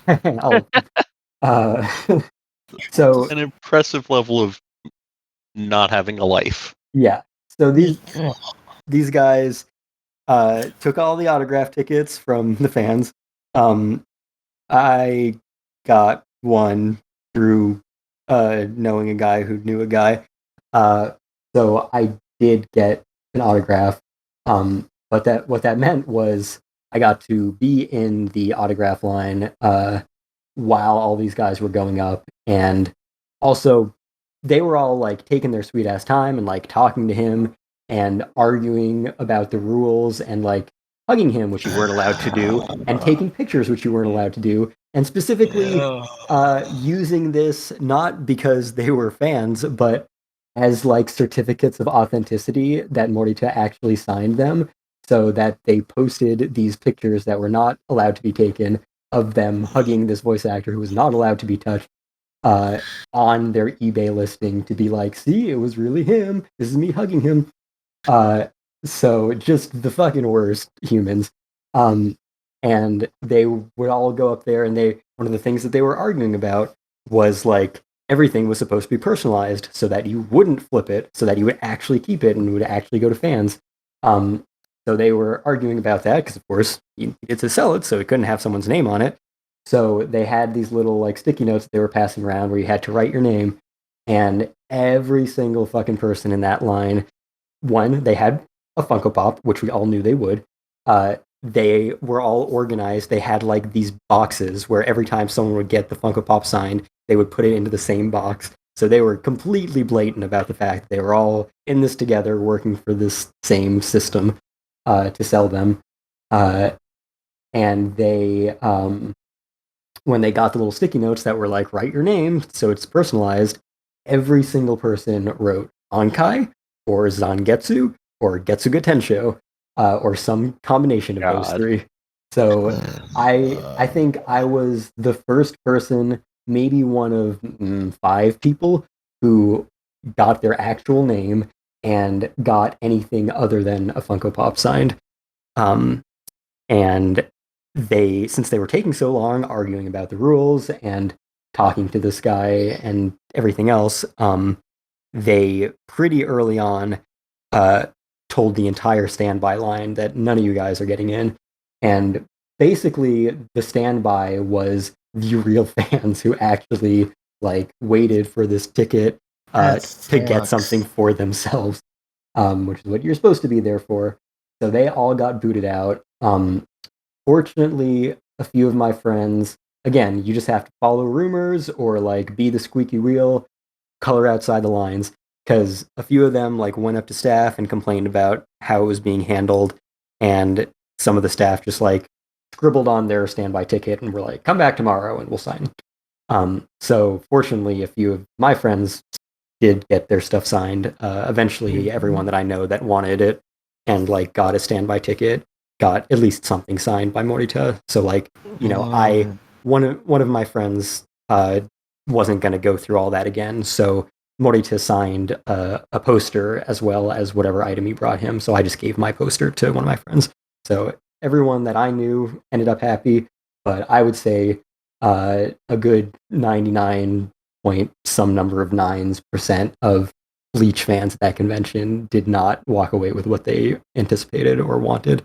That's effed up. That's effed up. I hate. And you can find all those listings online of all of those Bankai, Getsuga Tensho, Zangetsu, Funko Pop, and Morita at Anime Expo. I bet these are the same guys that charged $300 for a Space Runaway Idiom or something like that. Oh, I I hate them. I don't Oh. understand the Funko Pop economy. I wish it would die. I wish all Funko Pops would cease to exist. I wish cons would implement rules against them. Um, Yeah, they because need to just have staff on the lookout for that sort of thing. yeah, Definitely. like it was so blatant, but I guess they somehow managed to work around the system such that they weren't technically breaking any rules, and so they couldn't like dismiss them. But I would be shocked if this. I mean, it's AX; they never change. But it seems like this is the kind of thing that certainly you have to change. Um, Agreed. and maybe that means that they take a cue from Anime NYC and all the autographs are lottery. And again, that fucking sucks for people who are willing to put in the time to wait for it, because then you just get randos who are like, sure, I'll sign up for everything, and then like, still take away the chance from people who really care about these people. So, not a good system either. But this is not sustainable. Like, you can't expect people to wait outside 2 days prior to have a chance of getting an autograph. It's just absurd. Oh my god. That's the AX autograph situation at present. We have gone far past any reasonable expectation and are just in absolute parody territory. So Did, surely something has to change, or else people will be lining up for AX autographs like today. oh my god. It reminds me of oh god. I don't want to tell you the whole story, but it was just a crazy situation with the creator of Haruhi Suzumiya at AX. It's a long story there. But yeah, I'm sorry about that, man. Did you get anything signed just from any other Yeah, I creator mean, just for like I yourself? said, I actually got money to sign. I didn't deserve it, and I felt really guilty until all my friends eventually did get their things. But yes, I did get my Bleach Blu-ray signed. And like I Cool. said, he did a poster as well, which I gave to my friend. So that worked out relatively well. Um, I also fucking English voice actor autographs, like, so not worth even considering anymore. Even Mm. the free tickets for those, when you actually went up to them, they were like, "Oh yeah, no, actually, you still have to pay for us to sign anything except your badge." So Oh wow. yeah, it's Yeah. kind of disgusting. Um, but the Ancient Magus Bride staff they had there, I got just a Shikishi signed by them. I didn't have any of the Blu-rays or anything for that, but they were really cool. Um, they interestingly, two of the major guests on day one at this convention were Kafka Asagiri and Studio Kafka. It was very Not Kafkaesque. very Kafka. Uh, yeah, so I got them, Studio Kafka, not Asagiri. Got them to sign a Shikishi. Second day was Morita and Takayuki Hirao, who directed the best of the Garden of Sinners anime films, as well as Pompo the Cinephile, which is a really fun movie if you like the film industry. Um, and I was at the Jujutsu Kaisen panel during the signing with Sayaka Senbongi and Kentaro Kumagai, which was they they should advertise these things better, because like apparently at the Metallic Rouge signing, you could get anything signed by these people.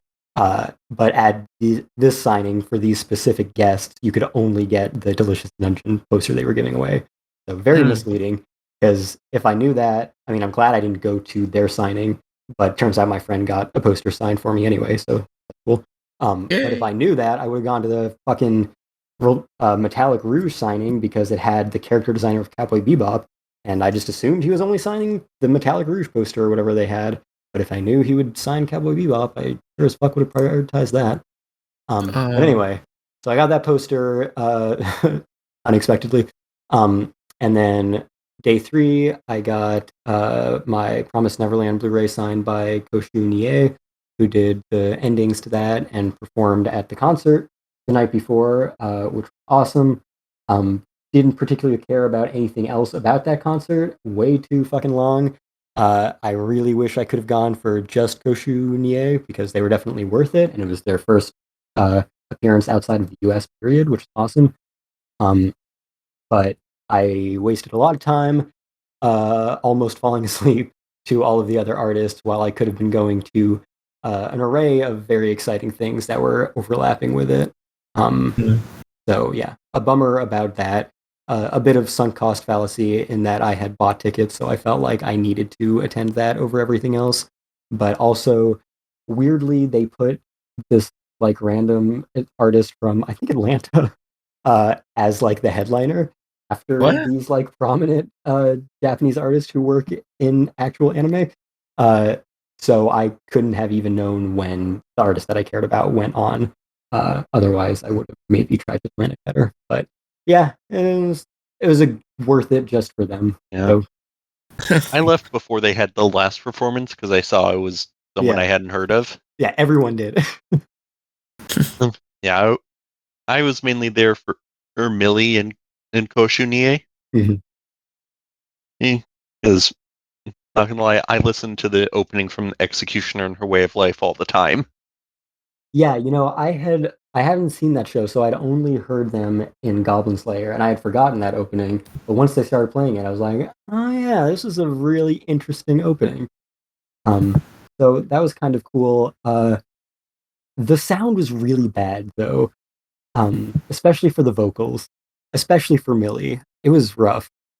Uh, it Yeah. was yeah, And their lead singer dislocated her knee. yep, that was Oh Jesus, really?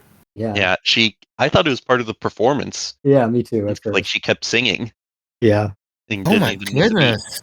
Yeah, she was like down on the ground and finishing the song. We're like, okay, I guess that's part of the show. But then she's like, sorry guys, I can't get up. I dislocated my knee. And then Oh. like it was I mean, obviously we were very worried about her. But it also just got very awkward because she was like, oh, don't worry about it. It's fine. This happens all the time. I'll get it back. We'll continue the show. And then they were like, no, you won't.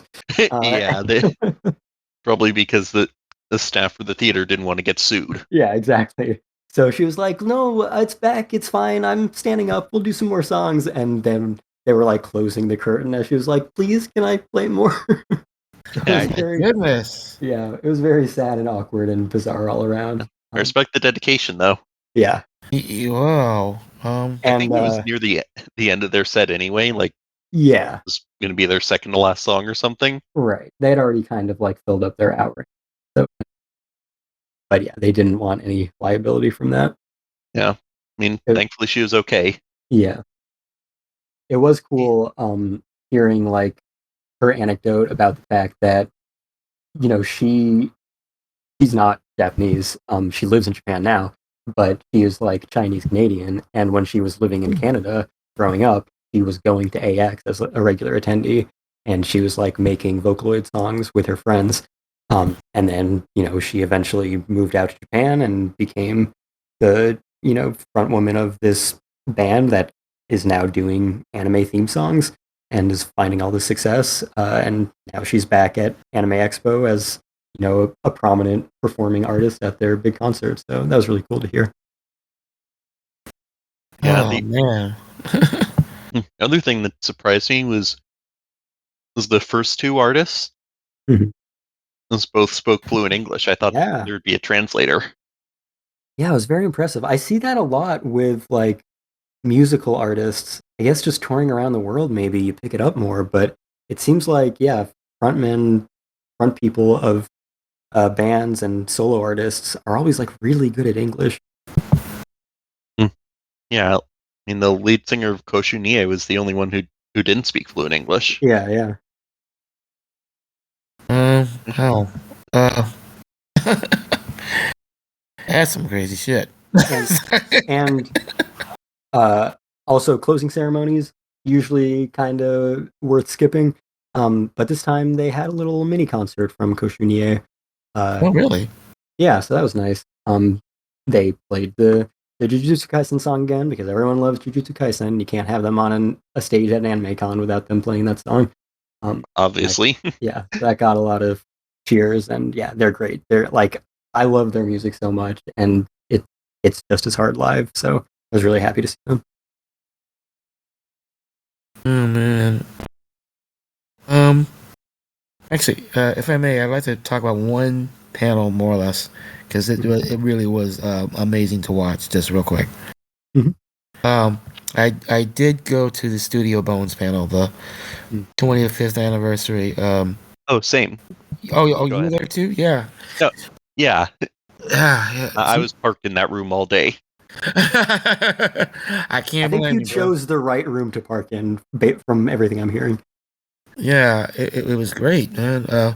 Like I mean, I wound up hobbling about. I had a boot on, so it was a bit of an adventure. But I really was happy to go to this.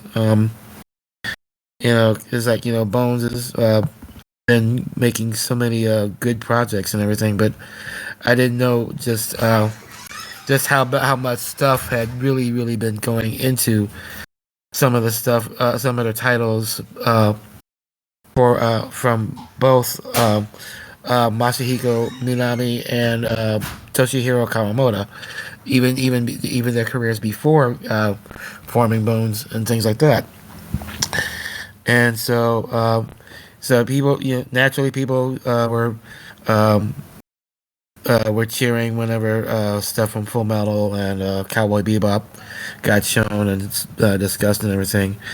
But it was interesting. He talked about like how Orwan Host High School Club got this giant reaction. He's like, "Really? Y'all like that?" Like, dang man, Yeah. okay.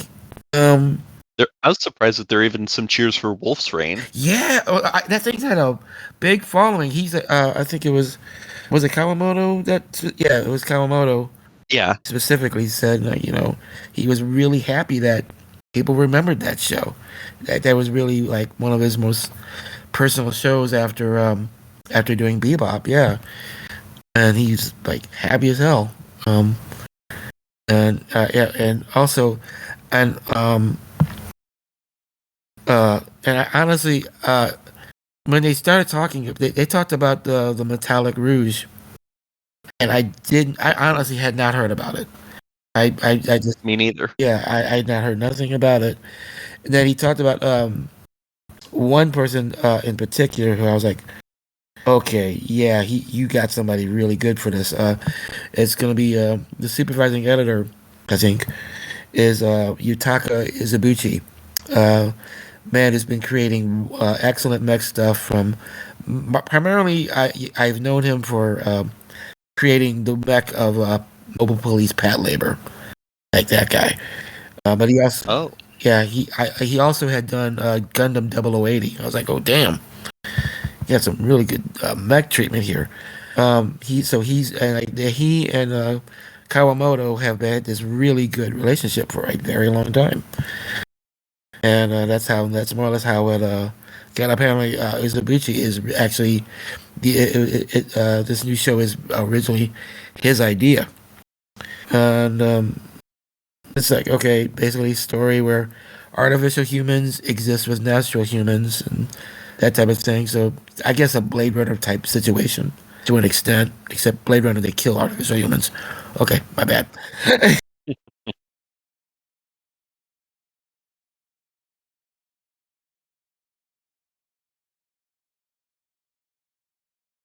uh, yeah. I didn't know they had a new project. It was interesting though. Well, Yeah. I'll probably check it out when it airs. I had actually been in that room before for in the art and methods of storytelling panel. Mm. That one was mostly in them promoting the new show those people were working on, and the title of which I do not recall. Tommy Yadabi. Yeah, the God app. Yeah. And honestly, I was mostly there for Yoko Taro. Right. Oh, the show they talked about did not look all that interesting to me.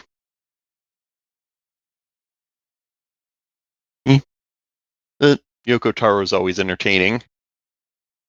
He said he had lost his usual Emil mask while out drinking. And he wore a mask of a giant leprechaun head.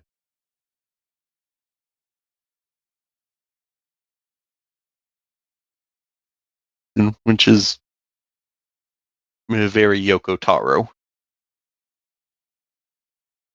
Yeah, and I guess that was another situation where the autographs were kind of like misleading because it said that he was going to be the only one not signing with that group, but he had like some pre-signed thing that they got, so people did still get Yoko Taro autographs. Well, that's good. That's good. He was one of the biggest names there. Yeah, yeah, it's definitely like both of those shows. They're definitely trying to draw people by the name recognition, especially that one, because yeah, they had Yoko Taro, they had the creator of Soul Eater and Fire Force, they had Gene, who's like this popular like musical and visual artist in Japan who's had some, Vocaloid and anime stuff. Yeah, and then the director, I think, had some decent credits to his name as well. So yeah, they were trying to push that hard, but yeah, like you said, it looks like a disgusting CG abomination. So even all of those people aren't going to save that, I don't think. Oh, I do want to say one thing, other thing about the Bones panel. Oh, go ahead. Because there was something they brought in. I loved looking at this thing. They brought all the way from Japan this maquette of one of the characters, and Kawamoto explained that like it's created by this highly regarded model builder named Takia-san, and Izubuchi works with him on designing tokusatsu stuff, and they basically brought this model in to help all the animators to communicate to the animators. We really want curves to be really prominent for this character that we have. This everything, and he said like we draw everything by hand in 2D, and there's going to be some 3D and 3D mixed in it. But we do everything by 2D. We draw it, and we're very lucky to have really good artists doing that. So he specifically brought this maquette to communicate to his staff that yeah, we really want to emphasize this when we bring the show to the public. And oh man, he also talked about one other bit of history when they were going to show Knocking on Heaven's Door somewhere in California, and they were starting up they were starting up Full Metal Alchemist. It was starting to kick up steam, but he got this word that Cowboy Bebop is insanely popular in the U.S. Like really? Like yeah, it. And so when they did this special screening of Knocking on Heaven's Door, it was supposed to be a theater for 2,000 people, except about 4 or 5,000 people showed up. So we had to do an extra screening just for that. And it was kind of like, oh man, you're learning about this history, all these people that he worked with, Yoko Kanno, stuff like that, and apparently they kind of made a bit of announcements. Let's see, there's going to be a celebration of 10 years of Space Dandy. Interesting. And they're going to also producing a Crunchyroll 25-year documentary. And let's see, and a Cowboy Bebop 2 vinyl album compilation coming out with some other events that they have not detailed yet. So yeah, but yeah, I just it really. There's very few times you actually feel like you're sitting there with anime royalty, like you just did with Maruyama. Maruyama. Maruyama. I'm sorry. Thank you. Yeah. That's what it just really did feel like that. Watching this panel right up close, man. So yeah, I definitely wanted to talk about that one.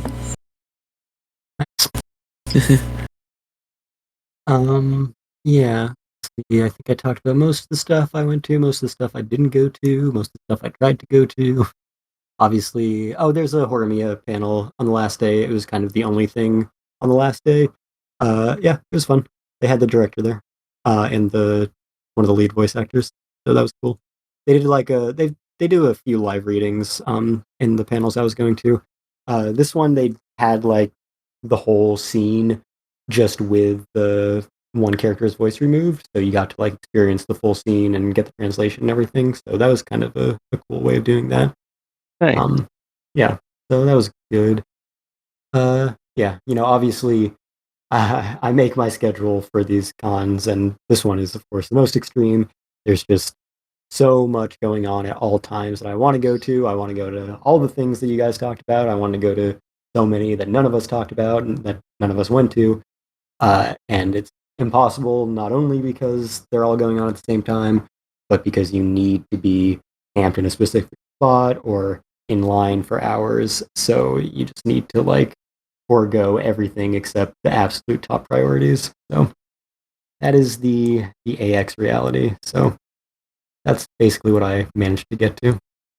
So yeah, do you have anything else you wanted to cover about the convention, Skyler? No, those were all the highlights for me. Highlights, lowlights. Mm-hmm. I guess Questionable lights. if you go in with like fairly low expectations and a pretty small pool of things that you're interested in, then yeah, I guess you can come out pretty happy. But of course, I'm setting myself up for disappointment no matter what. But there was definitely good stuff. Yeah, I mean, if there wasn't, I wouldn't keep going every year. Yeah, yeah, it's I always enjoy myself and come away with a million things to complain about at the same time. of course, yeah, it's suffering we have to put ourselves through because the alternative is massive FOMO because there's just so much going on that you need to at least try to experience as much as you can of it, just knowing that you will be missing out on lots of things still, and you'll be disappointed by lots of things, and lots of things will not go as they should. But definitely, you can't. It's too Agreed. important.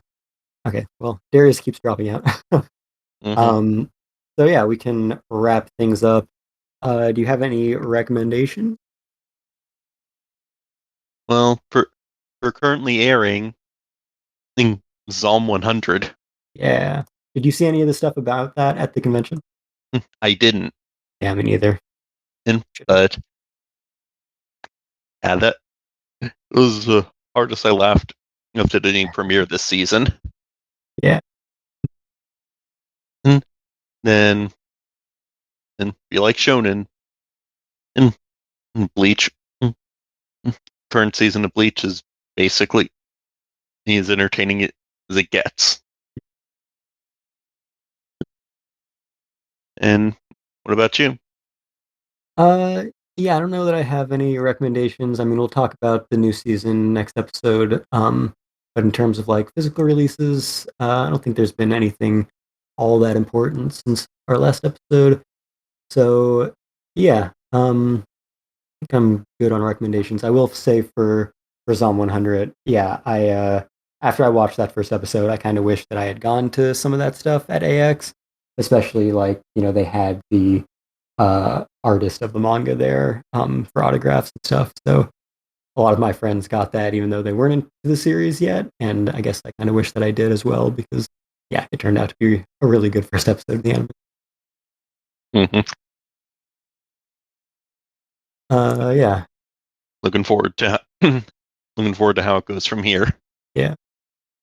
Um, yeah, I can't think of any other like new releases or anything. So, Darius, can we hear you? Are you here? Do you have anything? Probably not. Okay. He's here in spirit. Yeah. Darius recommends all the old stuff, Discotheque really. Yeah, so that is our show. Thanks for listening. You can find us wherever you find podcasts. Please subscribe, rate, and review.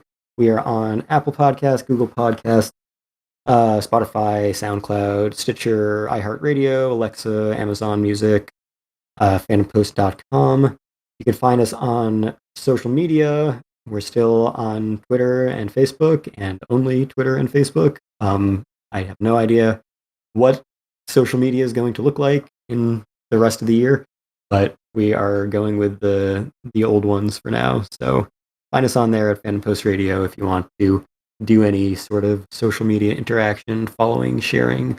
It's always appreciated. Get in contact with us via that or email at fandompostradio@gmail.com.